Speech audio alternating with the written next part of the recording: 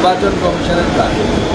নির্বাচন commission SIR করাবে, ওদের কার কী করার আছে? আমার করার নেই, আপনারও করার নেই। বিএলওর সাথে বিএলএরা যাবে, বিভিন্ন রাজনৈতিক দল তাদের বিএলএদের লিস্ট দিয়েছে।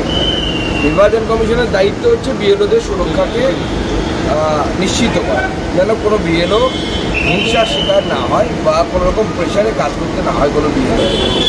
এবং ওটা ভারতবর্ষে এসআইআর হয়েছে, এর আগে 12 বার হয়েছে, 13তম বার হচ্ছে পশ্চিমবঙ্গ হচ্ছে। আজকে তৃণমূলের মেগা র্যালি, আজকে থেকে এসআইআর শুরু হচ্ছে, সেখানে দাঁড়িয়ে তৃণমূলের মেগা র্যালি, মমতা বন্দ্যোপাধ্যায়, অভিষেক বন্দ্যোপাধ্যায় দুজনেই র্যালিতে আসবেন এসআইআর নিয়েই। মূল উদ্দেশ্য হচ্ছে এসআইআরকে সামনের দিকে তুলে এনে বাংলার যেটা প্রকৃত ইস্যু, যেগুলি প্রকৃত ইস্যু, সেই ইস্যুগুলোকে পেছনের দিকে ঠেলে দেওয়া। আমি আগেও বলেছি 26,000-এর চাকরি চলে যাওয়া, রিসেন্টলি প্রায় 3,000 মতো গ্রুপ সি গ্রুপ ডি যাদের কাছ থেকে টাকা নিয়ে তৃণমূল কংগ্রেস চাকরি দিয়েছিল, তাতে মমতা বন্দ্যোপাধ্যায়ের আত্মীয়ার নাম আছে, বৃষ্টি মুখার্জি না ব্যানার্জিকে একজন আছে, মমতা বন্দ্যোপাধ্যায়ের মামার মেয়ে বা এরকম কিছু হবে। এই সমস্ত জিনিস থেকে দৃষ্টি করানো, চাকরি নেই, এফডিআই গোটা ভারতবর্ষে যখন লক্ষ লক্ষ কোটি টাকা হচ্ছে, পশ্চিমবঙ্গের এফডিআইয়ের পার্সেন্টেজ হচ্ছে 0.61, এবং একের পর এক ধর্ষণ, নারীরা অসুরক্ষিত, এই সমস্ত কিছু থেকে চোখ ঘোরানোর জন্য এসআইআরকে উপরে তোলা হচ্ছে, এসআইআরকে ইস্যু বাড়ানো হচ্ছে। এসআইআর তো নির্বাচন কমিশনের বিষয়, আপত্তি থাকলে কোর্টে যান, সুপ্রিম কোর্টে যান।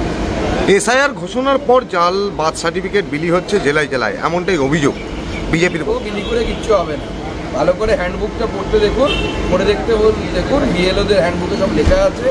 যতই পরে বার্থ সার্টিফিকেট দেওয়া হোক, এখন যদি আমি আমার বার্থ সার্টিফিকেট তুলে আনি, আমার বার্থ সার্টিফিকেট নেই, তো আমি এখন যদি বার্থ সার্টিফিকেট তুলতে যাই, পুরনো বার্থ সার্টিফিকেট হবে নাকি ওটা? শিক্ষক স্কুলে পড়ানোর সঙ্গে সঙ্গে এসআইআর কাজ নিয়ে তাদের অসুবিধার কথা জানাচ্ছেন এবং সংশয় প্রকাশ করছেন তাদের নিরাপত্তা নিয়ে। শিক্ষকদেরকে যদি এই কাজ থেকে যদি অব্যাহতি দেওয়া যেত তাহলে খুব ভালো হতো, কিন্তু বিষয়টি হচ্ছে আমাদের পশ্চিমবঙ্গে বিগত কয়েক বছর ধরে রিক্রুটমেন্টে নেই, কোন সরকারি কর্মচারীদেরকে কাজে লাগানো হবে। এবং আমি এটা অবশ্যই মনে করি যে শিক্ষকদেরকে পড়াশোনার কাজেই শুধু রাখার চেষ্টা করা উচিত, কিন্তু এই মুহূর্তে পশ্চিমবঙ্গ সরকারের ইয়েই নেই, কর্মচারী নেই। লাস্ট কবে রিক্রুটমেন্ট হয়েছিল, ক্লার্কশিপ, অন্যান্যরা বলুন, এই পাবেন না কোথাও।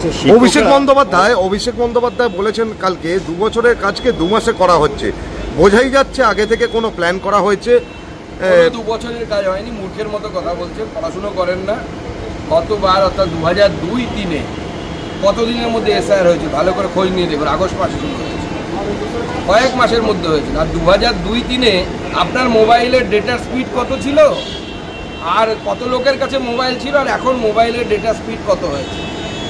ইনফরমেশন টেকনোলজি যত উন্নত হবে তত এই সমস্ত কাজগুলো তো তাড়াতাড়ি হবে, অত্যন্ত স্বাভাবিক ব্যাপার।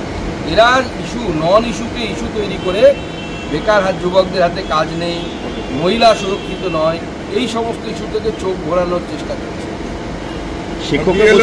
একেবারে লেগে থাকতে বলেছে অভিষেক বন্দ্যোপাধ্যায়, যারা বুথ লেভেল এজেন্ট আছে তাদের জন্য কোনো রকম ছাড়া না, লেগে থাকলে অসুবিধা নেই, ভয় না দেখালেই হলো, বিএলওদেরকে যেন আক্রান্ত হতে না হয় এবং অন্য রাজনৈতিক দলের বিএলএদের উপর আঘাত যেন না হয়। গতকাল আমাদের এসআইআর নিয়ে সিঙ্গুরে হামলা হয়েছে আমাদের কর্মীদের উপরে, কোচবিহারে আমাদের বিএলএদের উপর হামলা হয়েছে, এরকম যেন না হয়। শিক্ষকরা